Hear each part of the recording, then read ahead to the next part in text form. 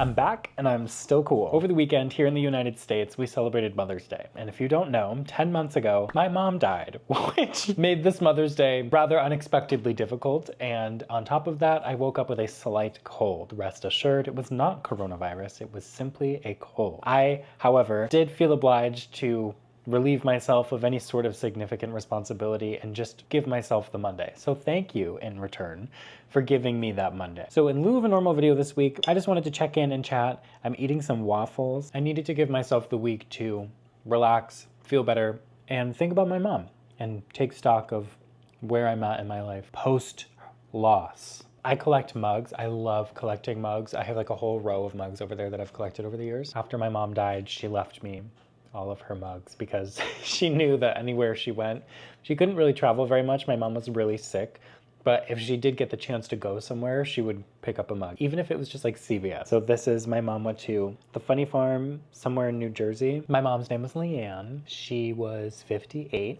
when she died. She was very young. She had purple hair. Usually if I respond to your comments and I leave a purple heart emoji, it's not because I'm some sort of decorated war veteran.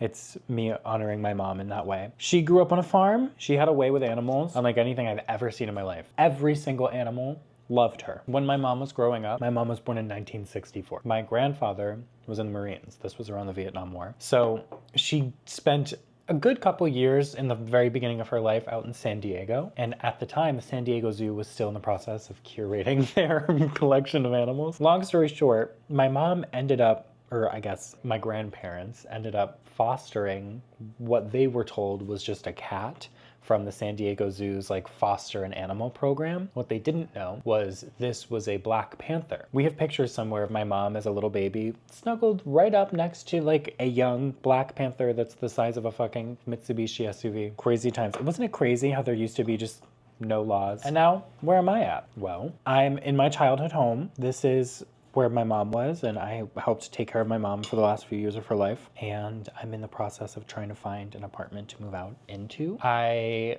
am 27 and a half. I wake up every day scared to like be very candid with all of you. I feel very scared and unsure. And I don't have a good understanding of how I'm supposed to be able to do any of this, like at all. I would consider myself to be an extremely unlucky person. So a lot of the things that I do feel sort of head first, even if I know that it's safe and it's the right thing to do. Like I can't help but to feel that way currently. I'm crossing my fingers that 30 is gonna be really good to me if I fucking make it, girl. Because the way things are going right now, who knows? You could dredge me up out of the fucking Charles in a few months. I really like making YouTube videos. I love editing these videos. I love doing the research. And it would be amazing to be able to support myself with this too. I'm not a visual person. Like I'm not a visual learner. That's not how, I don't have the ability to like really visualize things very well. But I do in the sense of like my life and visualizing my life. I do that a lot. And I can't visualize myself out of my current situation. I don't know how to do that. And it's so, to me, it feels like I'll never get out of it. I feel like, I think that's what I'm trying to say is like, I feel kind of stuck, which is horrifying, you know? Because I just was stuck in a totally different sense. There's also no reason for a studio apartment to be $77,000 a month. And then on top of that, for them to be like, we need 77 years of your tax history. We need your family's criminal background history until the 1500s. We need a sample of your DNA. But we'll get there. Again, it's not supposed to be this hard. If you want to read a more like clear, thought through depiction of what it's been like in the last 10 months since I lost my mom, in the description of this video, I've started a Substack. It should be free, so let me know if like it's asking you to pay for it because it should be free. There's one piece up there right now called Life in the Wake of Death. I don't know. It has a clever title. Also, in the description of this video, there's a GoFundMe for the family that I've adopted for Operation Olive Branch over on TikTok. And if you don't know what Operation Olive Branch is, it's a grassroots movement to help the people who are being forcibly displaced out of Gaza secure the funding they need to escape. For even one person, it's like $20,000 at the Egypt-Rafah border, which like, who has that? So I'm helping boost and amplify the Gabin family, Nadia, Osama, and baby Ellen. Just before October 7th, Nadia's husband Osama was at work and he got injured and he like broke Like he broke his back in like a bunch of different places and he needed surgery, and then the war broke out and their baby isn't even 2. And like, I totally get it if you're like, I can't fucking donate. I don't have any money. I get it. The most I could donate was $25, 25 pounds. It would mean a lot to me, and I know it would mean a lot to their friend that's organized this GoFundMe, for you to, I'm ripping up my waffle into fork-sized pieces, for you to go read their story, because she took the time to write it and it's well written, and we write things because we want them to be read. That would mean a lot to me if you could just click the link and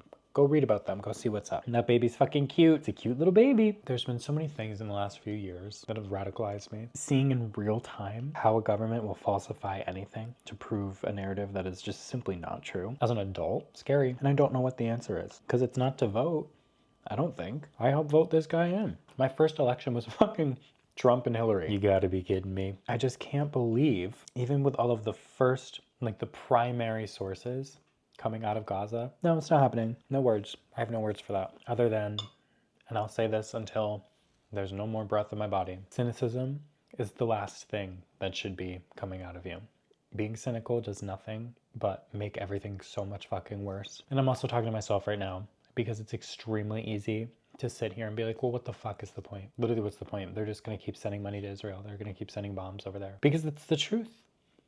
That is the truth. But what is also true is that we as a collective humanity still have exactly that. We have each other. We have the ability to set up these encampments on these college campuses. Stand outside on the corner of your street in small town Idaho with your own Free Palestine sign. Or you can get on the internet every day, whether you have 1 million followers or you have 10, and you can say Free Palestine. And we're all working towards the same common goal, which is not very common for a global population. You have to keep faith. Faith in each other, faith in yourself, believe in yourself that you're able to make a change. And you gotta be cool if that change is for the next generation. I cross my fingers every single day. I live to see a free Palestine. And I know I will. But I have also accepted the fact that I may not in my lifetime.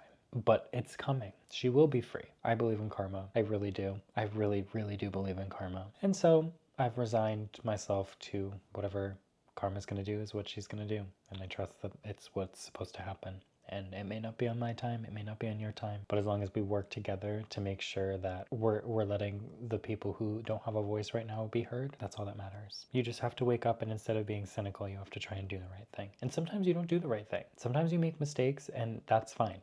It's actually okay to make a mistake, or 2 mistakes, or a year's worth of mistakes. There's a few places in life where you get a second chance. You have the ability to give yourself as many chances as you want. Don't give up on yourself. Look into Operation Olive Branch if you can. There's tons and tons and tons and tons and tons and tons and tons of resources in my bio. Free Palestine, shout it from the rooftops. I'm not normally this zen and chill and, post-cold recovery in the midst of grief. So if you would like to watch me be a little bit more on for the camera, anywhere else, everywhere else, I'm Cody Jacob.